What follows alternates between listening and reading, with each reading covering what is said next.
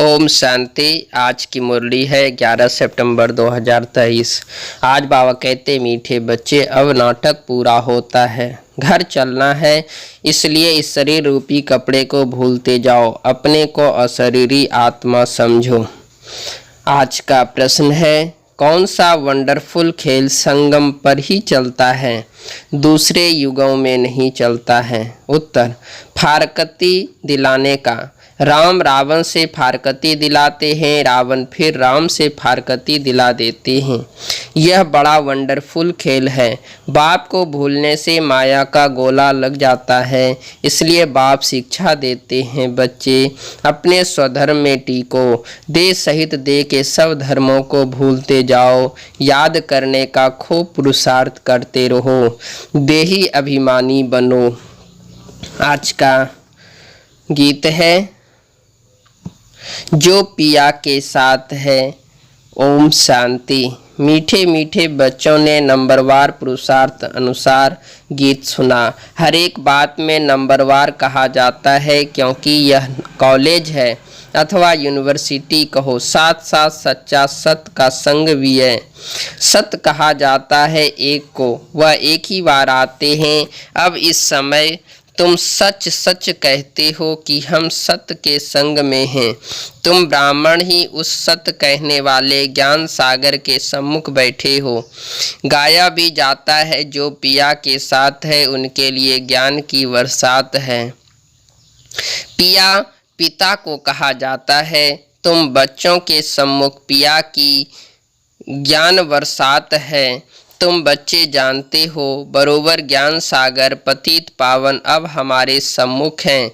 हम पतित से पावन व कांटों से फूल बन रहे हैं। फूल बन जाएंगे, फिर यह शरीर नहीं रहेगा। कली भी आहिस्ते आहिस्ते खिलती जाती है, फट से खिल नहीं जाती है। खिलते खिलते फिर कंप्लीट फूल बन जाती है। अभी कोई भी कंप्लीट फूल नहीं बने हैं। भाव कहते अभी कोई भी कंप्लीट फूल नहीं बने हैं। वह तो कर्मातीत अवस्था हो जाती है। देही अभिमानी तो अंत में ही बनना है। अभी तुम सब का पुरुषार्थ चल रहा है। बाप है पारलौकिक पिता, यह दोनों संगम युग के अलौकिक माता पिता ठहरे। कोई कांटे भी हैं, कोई कली भी हैं। कली को खिलने में टाइम लगता है।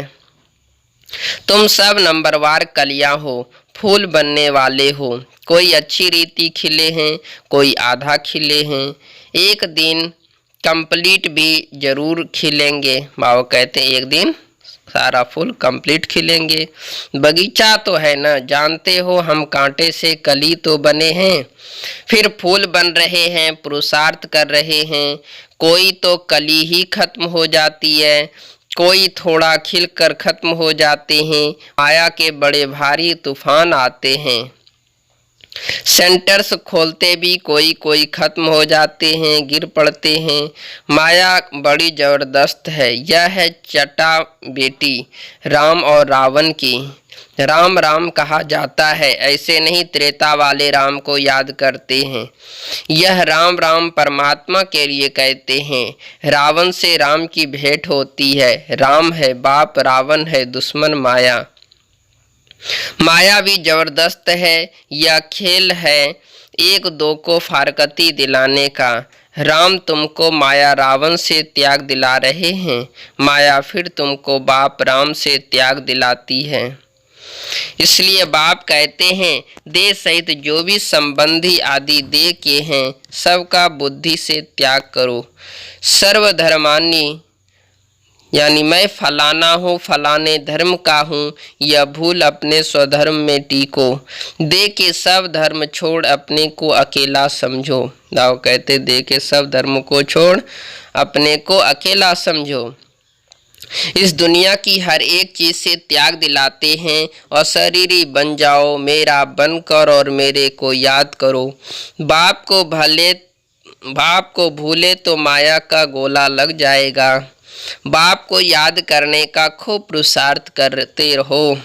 माया भी बड़ी जबरदस्त है। बाप का बनकर फिर माया त्याग दिलाकर बाप से छुड़ा देती है।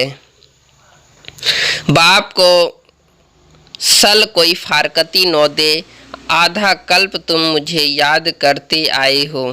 दाव कहते हैं बाबा को हम सभी आधा कल्प याद करते आए हैं। तुम ही संपूर्ण भक्त हो न, भक्ति भी तुमने ही शुरू की है।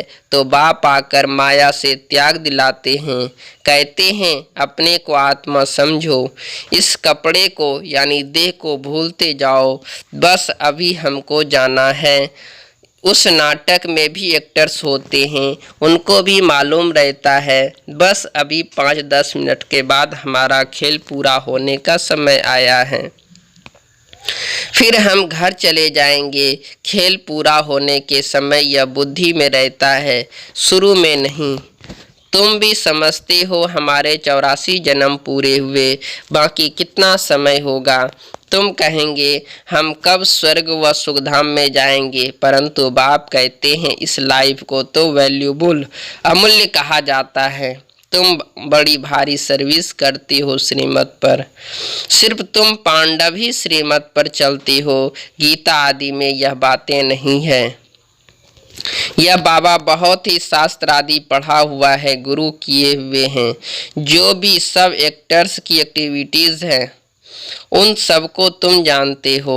शास्त्र तो बाद में बैठ बनाते हैं, वह क्या जाने यह भी ड्रामा में खेल बना हुआ है। गीता भागवत आदि सब अपने अपने समय पर रिपीट होंगे। दाव कहते हैं गीता भागवत आदि सब अपने अपने समय पर रिपीट होंगे।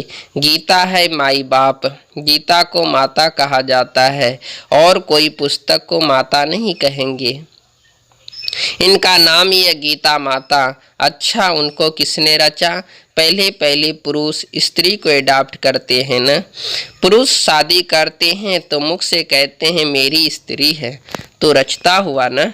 फिर उनसे बच्चे होते हैं तो वो भी कहेंगे यह हमारे हैं, बच्चे भी कहेंगे यह हमारा बाप है।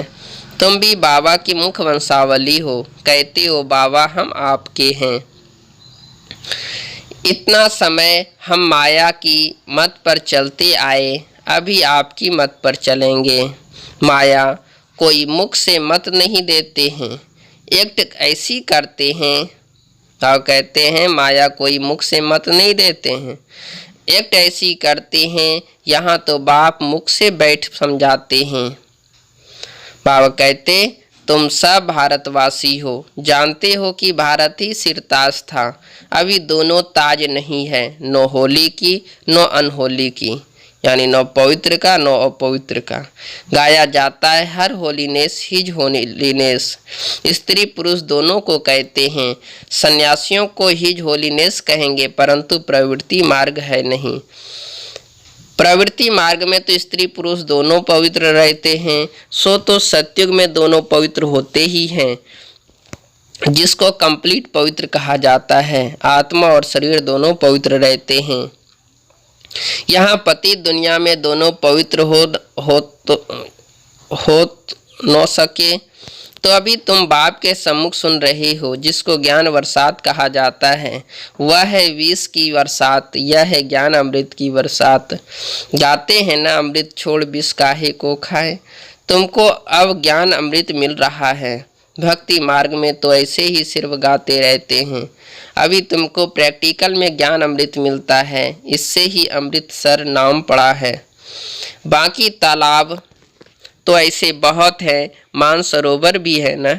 मानसरोवर मनुष्यों का सरोवर तो वह है नहीं, यह है ज्ञान अमृत का सरोवर। इनको ज्ञान मानसरोवर भी कहा जाता है। ज्ञान सागर भी है, कोई नदियां हैं, कोई कैनाल्स हैं, कोई टुबके हैं, नंबरवार है ना। बच्चे समझ गए हैं, कल पहले भी बाप ने समझाया था, फिर अब समझा रहे हैं। तुम निश्चय करते हो हम बाबा से राजयोग सीख रहे हैं, जिससे कल पहले भी हम स्वर्ग के मालिक बने थे। बाबा कहते हैं प्रजा भी कहेगी हम मालिक हैं। भाव कहते हैं प्रजा भी सतयुग में कहेंगे कि हम मालिक हैं। भारतवासी कहते हैं ना, हमारा भारत सबसे उच्च था, अभी हमारा भारत सबसे नीचे है। हमारा भारत बहुत श्रेष्ठाचारी था, अब हमारा भारत बहुत भ्रष्टाचारी हो गया है। और कोई खंड के लिए ऐसे नहीं कहेंगे। सभी धर्म वाले भी जानते हैं कि भारत प्राचीन था, तब हम लोग नहीं थे। सतयुग में जरूर सिर्फ भारतवासी ही होंगे। गाते भी हैं, क्राइस्ट से 3000 वर्ष पहले भारत ही था और कोई धर्म नहीं था। नई दुनिया में नया भारत था। बाबा कहते हैं नई दुनिया में नया भारत था, अभी पुराना भारत है। भारत हेविन था, परंतु किसकी बुद्धि में पूरा बैठता नहीं है। यह तो बहुत सहज समझने की बात है। बाप तुमको समझा रहे हैं, तुम प्रैक्टिकल में कर्तव्य कर रहे हो। भाव कहते हैं तुम अभी प्रैक्टिकल में कर्तव्य कर रहे हो। नंबरवार पुरुषार्थ अनुसार सच्चा सच्चा व्यास बनना है, सच्ची गीता सुनानी है। तुमको कोई पुस्तक आदि तो हाथ में उठाना नहीं है। तुम तो रूप वसंत हो, तुम्हारी आत्मा गीता का ज्ञान सुनती है बाप से। तुम्हारी बुद्धि में एक ही बाप और कोई गुरु गोसाई साधु संत आदि तुम्हारी बुद्धि में नहीं है। तुम कहेंगे हम ज्ञान सागर परमपिता परमात्मा से सुनते हैं, जिसको ही सत श्री अकाल कहा जाता है। अक्षर कितना मीठा है। अकाली लोग बड़ी जोर से कहते हैं सत श्री अकाल। बाबा कहते हैं अकाली लोग बड़ी जोर से कहते हैं सत श्री अकाल।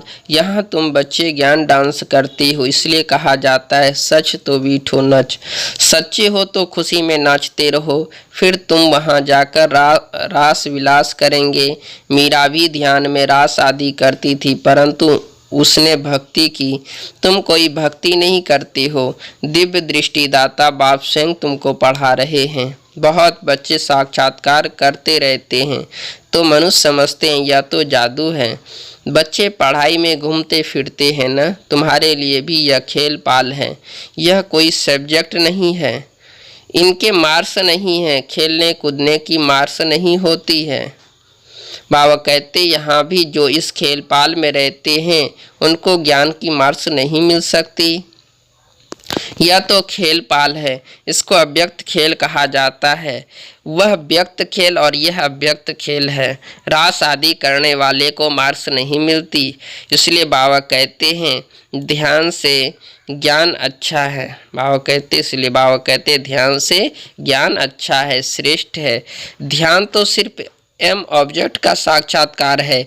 यह है ही राजयोग।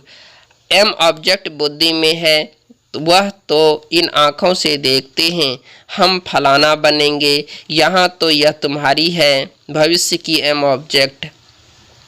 प्रिंस प्रिंसेज बनना है, फिर तुम महाराजा महारानी बनते हो। बिगैर एम ऑब्जेक्ट अगर कोई कॉलेज में बैठे तो उनको क्या कहेंगे। भारत में और जो सत्संग है उनमें कोई एम ऑब्जेक्ट नहीं है। इसको यूनिवर्सिटी भी कह सकते हैं, पाठशाला भी कह सकते हैं। सत्संग को कभी पाठशाला नहीं कहा जाता है। आप कहते सत्संग को कभी पाठशाला नहीं कहा जाता। बाबा कहते हैं तुम बच्चे जानते हो हम पतित पावन गॉड फादरली यूनिवर्सिटी में पढ़ते हैं। सारी यूनिवर्स को तुम पवित्र स्वर्ग बनाते हो। अपने लिए ही इस यूनिवर्स को स्वर्ग बनाते हो। जो बनाएंगे वही फिर राज्य करेंगे। ऐसे तो नहीं सब स्वर्ग के मालिक बनेंगे। जो पूरे नरकवासी हैं जिन्होंने द्वापर से भक्ति की है वही स्वर्गवासी होंगे। बाकी सब मनुष्य सरसों मिसल पीस कर खत्म होंगे। आत्माएं वापस बाप के पास जाएगी। कितना बड़ा विनाश होना है। अभी तो बहुत प्रजा है, कितना बैठ गिनेंगे। एक्यूरेट गिनती कर न सके। दुनिया में कितने मनुष्य हैं, यह सब खत्म हो जाएंगे। बच्चों को बनैन ट्री का भी मिसाल बताया गया है। कलकत्ते में बहुत बड़ा झाड़ है, उसमें थोर यानी फाउंडेशन है नहीं, बाकी पाव कहते सारा झाड़ खड़ा है। पाव कहते कलकत्ते में बनैन ट्री का मिसाल भी गाया गया जिसमें फाउंडेशन है ही नहीं।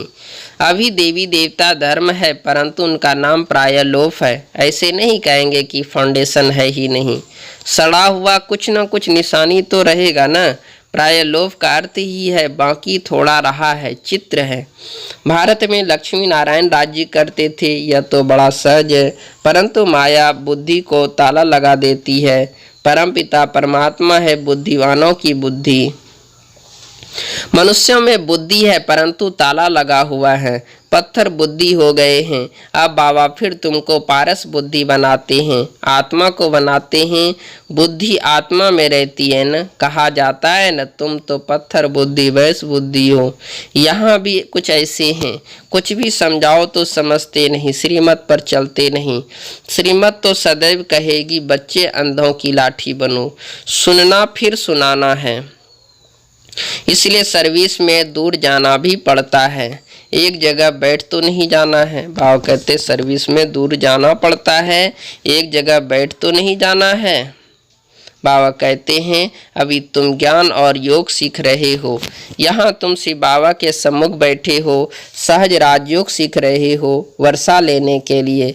तुम आए हो विष्णुपुरी की राजधानी लेने के लिए, विष्णु की विजय माला बनेगी। अभी तुम ड्रामा के राज को अच्छी रीति समझ गए हो। तुम जानते हो बरोबर डीटी सावरंटी थी। सतयुग आदि में राजा रानी थे, अभी कलयुग अंत में तो राजा रानी कोई भी कहला नहीं सकते हैं, परंतु गवर्नमेंट को मदद करते हैं तो फिर महाराजा का टाइटल मिल जाता है।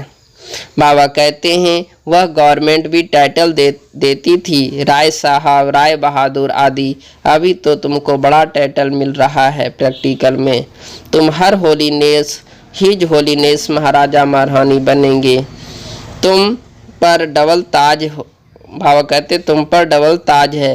पहले होता है होली राज्य, फिर अनहोली राज्य, अभी फिर अनहोली नो राज्य। प्रजा का प्रजा पर राज्य है, ड्रामा को समझना है। बाबा कहते हैं अभी प्रजा का प्रजा पर राज्य है, इसलिए बाबा कहते हैं ड्रामा को समझना है। अच्छा मीठे मीठे सिकील दे बच्चों प्रति माता पिता बाप दादा का याद प्यार और गुड मॉर्निंग। रूहानी बाप की रूहानी बच्चों को नमस्ते। हम रूहानी बच्चों की रूहानी माता पिता बाप दादा को याद प्यार और गुड मॉर्निंग और नमस्ते नमस्ते नमस्ते। आज का धारणा के लिए मुक्तसार है। पहली पॉइंट है रोज ज्ञान अमृत के मान सरोवर में स्नान कर आत्मा और शरीर दोनों को पावन बनाना है। माया की मत छोड़ बाप की मत पर चलना है। कहते माया की मत को छोड़ बाप की मत पर चलना है। दूसरी पॉइंट यह अमूल्य संगम का समय है, इस समय श्रीमत पर चल सर्विस करनी है। सच्चा व्यास बन सच्ची गीता सुननी और सुनानी है, रूप वसंत बनना है। आज का वरदान है अनेक प्रकार की आग से बचने और सर्व को बचाने वाले सच्चे रहम दिल भव। पावन का अनेक प्रकार की आग से बचने और सर्व को बचाने वाले सच्चे रहम दिल भव। विस्तार है। बाबा कहते आज का मानव अनेक प्रकार की आग में जल रहा है। अनेक प्रकार के दुख, चिंताएं, समस्याएं, भिन्न भिन्न प्रकार की यह चोट जो आत्माओं को लगती है, यह अग्नि जीते हुए जलने का अनुभव कराती है। लेकिन आप ऐसे जीवन से निकल श्रेष्ठ जीवन में आ गए। आप शीतल सागर के कंठे पर बैठे हो, अतीन्द्रिय सुख शांति की प्राप्ति में समाये हुए हो, तो रहम दिल बन अन्य आत्माओं को भी अनेक प्रकार की आग से बचाओ। गली गली में ज्ञान स्थान बनाकर सबको ठिकाना दो।